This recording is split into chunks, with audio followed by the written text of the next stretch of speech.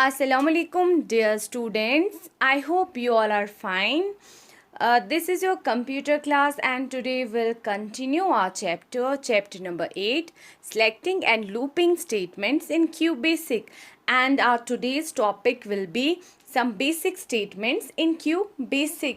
Today we'll learn about some basic statements which are used in QBasic. This is the part second of the video. So students, let's begin. Statements in QBasic. In QBasic, different types of commands or instructions are used, which are called statements. These statements are used to perform different types of functions in a program. For example, print, let, input, etc. तो अगर हम statements की बात करें QBasic में जब हम programme बनाते हैं हम डिफरेंट कमांड्स यूज़ करते हैं, डिफरेंट इंस्ट्रक्शंस हम यूज़ करते हैं, उन कमांड्स को या उन इंस्ट्रक्शंस को स्टेटमेंट्स कहते हैं। और जो ये स्टेटमेंट्स हम अपने प्रोग्राम में यूज़ करते हैं ये different types of functions perform करते हैं। अलग अलग फंक्शंस होते हैं अलग अलग स्टेटमेंट्स के।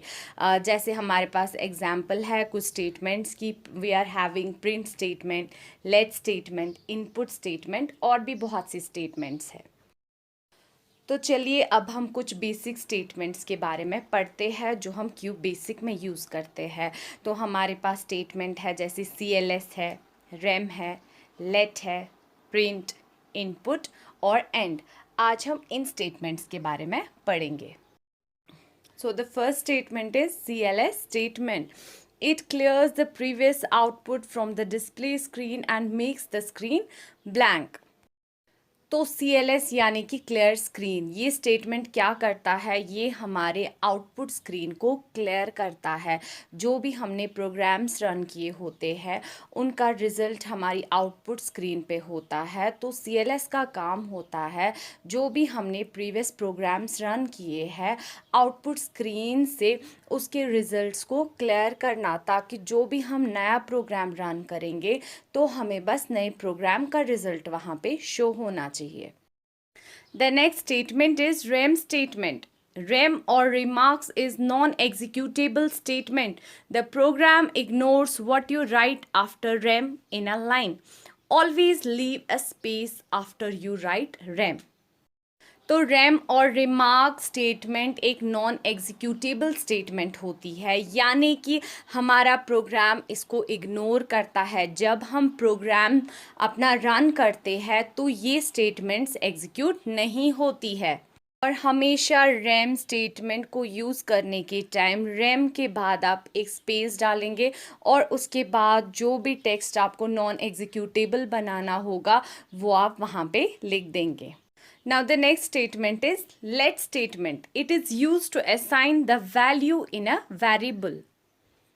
तो let statement हम वहाँ पे यूज़ करते हैं जहाँ पे हमें वेरिएबल्स में वैल्यू असाइन करना होगा, वेरिएबल्स में वैल्यू डालना होगा, वहाँ पे हम let statement का यूज़ करते हैं। और जैसे आप स्क्रीन पे देख सकते हैं इसको हम कैसे यूज़ करते हैं, क्या सिंटैक्स है इसका। यहाँ पे हम LET लेट पहले लिखते हैं, उसके बाद वेरिएबल जो भी होगा उसका नाम। अगर A वेरिएबल है तो मैं लेट के बाद A लिखूँगी इक्वल टू, उसके बाद जो भी वैल्यू आपको इसमें डालनी होगी। जैसे मैं लिखूँगी let A equal to 2, that means मैंने A वेरिएबल में 2 का वैल्यू असाइन किया। Print statement. It is use to display the output on the screen. तो प्रिंट कमांड का काम होता है आउटपुट को डिस्प्ले करना स्क्रीन पे। Input statement receives input from the keyboard during the execution of the program. Input statement का काम होता है कीबोर्ड से इनपुट लेना प्रोग्राम एग्जीक्यूशन के दौरान. End statement. It is used at the end of the QBasic program to terminate it. End statement का इस्तेमाल प्रोग्राम के एंड पे किया जाता है ताकि हम प्रोग्राम को टर्मिनेट कर सके, यानी कि प्रोग्राम को एंड कर सके।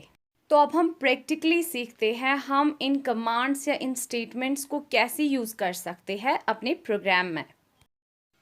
तो स्टूडेंट्स आप यहाँ पे देख सकते हैं मैंने क्यूब बेसिक का प्रोग्राम यहाँ पे ओपन किया है। ये हमारे पास क्यूब बेसिक की विंडो है जहाँ पे हम प्रोग्राम अपना टाइप करेंगे।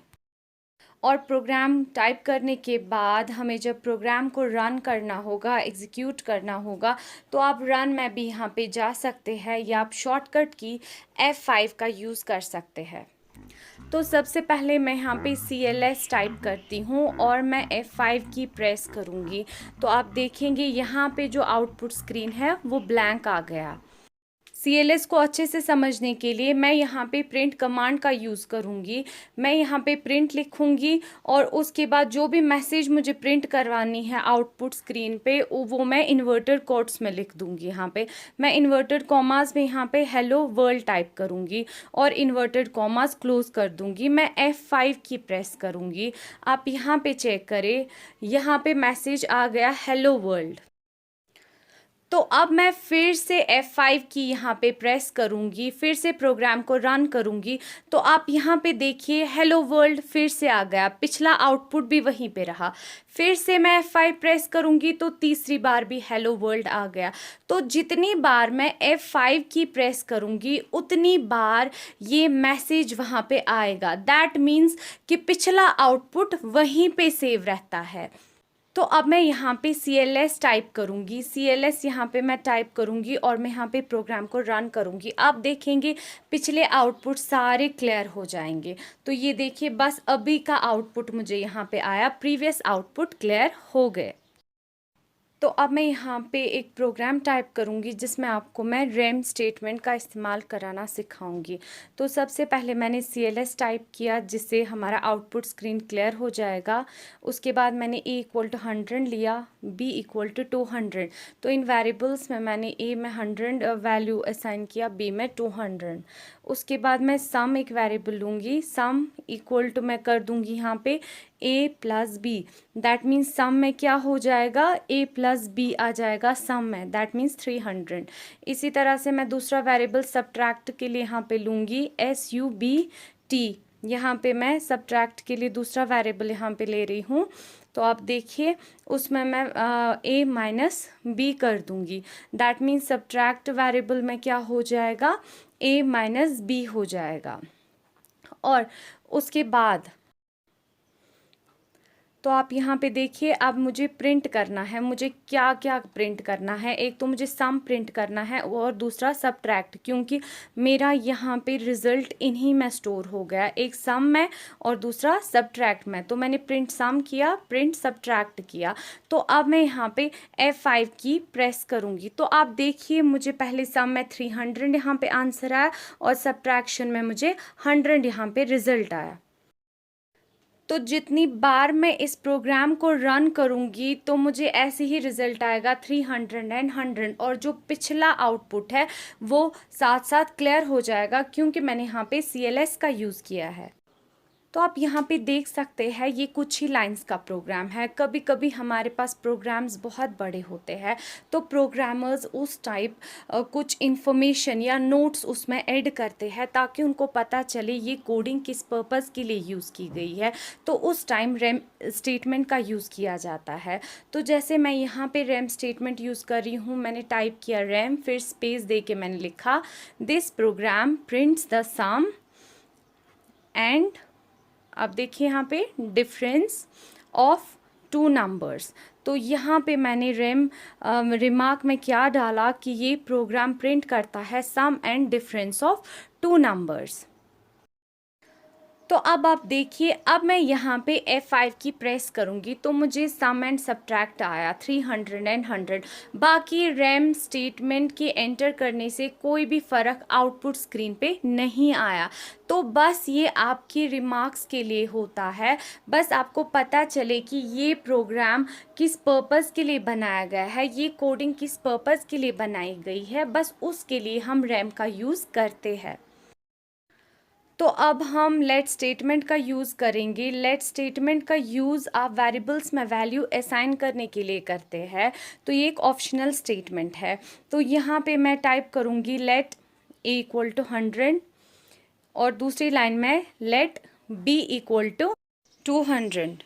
तो आप देखेंगे ये एक ऑप्शनल स्टेटमेंट है। मैं अब प्रोग्राम को रन करूँगी तो आप देखेंगे हमारा रिजल्ट सेम आएगा। तो लेट स्टेटमेंट एक ऑप्शनल स्टेटमेंट है, तो इससे आपके वेरिएबल्स में वैल्यू असाइन होते हैं। अगर आप नहीं भी देंगे तो जैसे हमने किया था वैसे भी आप वैल्यूज़ असाइन कर सकते हैं। अब हमारे पास नेक्स्ट यहाँ पे प्रिंट स्टेटमेंट है। तो जैसे आपने देखा ये जो प्रोग्राम हमने यहाँ पे टाइप किया है, तो आपने देखा हमने यहाँ पे प्रिंट स्टेटमेंट का यूज़ किया, print sum and print subtract. तो इससे क्या हुआ, एक तो हमारा सम यहाँ पे प्रिंट हुआ और यहाँ पे सब्ट्रैक्ट प्रिंट हुआ। सम यहाँ पे 300 एंड सब्ट्रैक्ट हमें यहाँ पे 100 प्रिंट हुआ। तो जैसे आपने देखा प्रिंट स्टेटमेंट आउटपुट को डिस्प्ले कराने के काम आता है। मैं यहाँ पे प्रिंट स्टेटमेंट यहाँ पे डिलीट कर दूँगी। तो आप देखिए मैंने यहाँ पे डिलीट कर दिया। अब मैं प्रोग्राम को रन करूँगी तो मुझे कोई भी आउटपुट नहीं मिला। तो आप यहाँ पे देखिए मैं फिर से F5 की प्रेस करती हूँ तो कोई भी आउटपुट नहीं मिला मुझे। तो दैट मीन्स आउटपुट के लिए आपको रिज़ल्ट के लिए प्रिंट स्टेटमेंट का यूज़ करना ज़रूरी है। मेरा रिज़ल्ट यहाँ पे SUM सम वेरिएबल में है और SUBT सब्ट्रैक्ट वेरिएबल में है। तो मैं यहाँ पे फिर से प्रिंट सम और प्रिंट सब्ट्रैक्ट करूँगी, F5 की प्रेस करूँगी, ये रिज़ल्ट आ गया। तो आपने देखा 300 और 100 मेरे आउटपुट में यहाँ पे आ गया। तो अगर मुझे मैसेज के साथ मुझे यहाँ पे आउटपुट चाहिए तो मैं यहाँ पे प्रिंट स्टेटमेंट में इन्वर्टेड कॉमास में मैसेज टाइप करूँगी। तो प्रिंट के बाद इन्वर्टेड कॉमास में जो भी आप टाइप करेंगे वो सीधे प्रिंट हो जाएगा। मैं लिखूँगी यहाँ पे इन्वर्टेड कॉमास में द सम, फिर इन्वर्टेड कॉमास क्लोज सेमीकोलन और फिर वेरिएबल जो है वो इसके बाहर, ठीक है, सम। और उसके बाद नेक्स्ट में जो प्रिंट है नेक्स्ट स्टेटमेंट में वहाँ पे भी मैं इन्वर्टेड कॉमास में लिखूँगी द डिफरेंस। आप यहाँ पे देख सकते हैं द डिफरेंस, फिर मैं इन्वर्टेड कॉमास क्लोज करूँगी और यहाँ पे मैं सेमीकोलन डाल दूँगी और उसके बाद जो वेरिएबल है SUBT वो उसके बाद लिख दूँगी। तो अब आप देखिए अब मैं यहाँ पे F5 की प्रेस करूँगी तो आउटपुट में यहाँ पे मैसेज के साथ मेरा रिज़ल्ट आ जाएगा द सम इक्वल टू 300 और नेक्स्ट लाइन में द डिफरेंस इक्वल टू -100। अभी तक आपने देखा जितनी भी बार मैंने प्रोग्राम को रन किया सम में 300 आ रहा था और सब्ट्रैक्ट में -100 आ रहा था, क्योंकि मैंने वेरिएबल्स में वैल्यू पहले ही असाइन किया था। अब हम यहाँ पे इनपुट स्टेटमेंट का यूज़ करेंगे जिससे हम कीबोर्ड से डिफरेंट टाइम पे डिफरेंट वैल्यूज़ लेंगे। तो यहाँ पे मैंने इनपुट टाइप किया और इन्वर्टेड कॉमास में यहाँ पे मैं मैसेज टाइप करूँगी जो मुझे आउटपुट स्क्रीन पे आनी चाहिए। तो मैंने यहाँ पे टाइप किया एंटर एनी 2 नंबर्स। तो यहाँ पे मैं मैसेज करूँगी एंटर एनी 2 नंबर्स, फिर करेंगे इन्वर्टेड कॉमास क्लोज जैसे हमने प्रिंट स्टेटमेंट में किया था, ठीक है। इन्वर्टेड कॉमास यहाँ पे क्लोज करने के बाद सेमीकोलन डालेंगे और 2 वेरिएबल्स जिनमें मुझे वैल्यूज़ लेने हैं मैं यहाँ पे A, B एंटर करूँगी और ये नीचे वाली स्टेटमेंट को मैं यहाँ पे डिलीट कर दूँगी। तो ये आप देख सकते हैं। तो अब मैं यहाँ पे प्रोग्राम को रन करूँगी। तो आप चेक करें मैं यहाँ पे प्रोग्राम को रन कर रही हूँ, मैसेज आया एंटर एनी 2 नंबर्स। तो मैसेज मैंने दिया था वहीं से। अब पहला नंबर मैं एंटर करूँगी यहाँ पे जो A में जाएगा, ठीक है, और उसके बाद जो दूसरा नंबर एंटर करूँगी वो B में जाएगा। तो यहाँ पे मैं 12 कर दूँगी, उसके बाद कॉमा दूसरा नंबर 34। तो मुझे सम आया 46, डिफरेंस -22। तो जितनी बारी आप रन करेंगे अपने प्रोग्राम को उतनी बार आप डिफरेंट वैल्यूज़ दे सकते हैं, डिफरेंट नंबर्स दे सकते हैं और आपको डिफरेंट रिजल्ट मिलेंगे।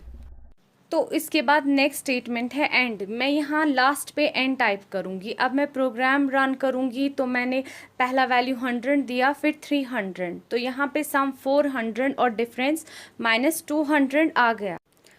तो अब आप देखिए यहाँ पे मैंने एंड डिलीट किया और मैं प्रिंट से पहले सब्ट्रैक्ट के बाद यहाँ पे एंड टाइप करूँगी। तो जब मैं यहाँ पे प्रोग्राम रन करूँगी, मैंने वैल्यूज़ एंटर किए, मैंने यहाँ पे 12 किया, 12 कॉमा मैंने 45 किया, तो आप देखिए मुझे कोई भी रिज़ल्ट नहीं आया क्योंकि मैंने प्रिंट स्टेटमेंट से पहले एंड किया था। That means program print statement से पहले ही टर्मिनेट हो गया। तो मुझे अगर प्रिंट स्टेटमेंट भी एग्जीक्यूट करनी है तो उसके बाद मैं यहाँ पे एंड यूज़ कर सकती हूँ। तो इस तरीके से एंड का इस्तेमाल होता है जहाँ पे आप चाहते हैं कि हमारा प्रोग्राम उसके बाद एग्जीक्यूट ना हो, वहाँ पे आप एंड का यूज़ कर सकते हैं। I hope you have understood today's lecture. It's time to say goodbye. Allah Hafiz.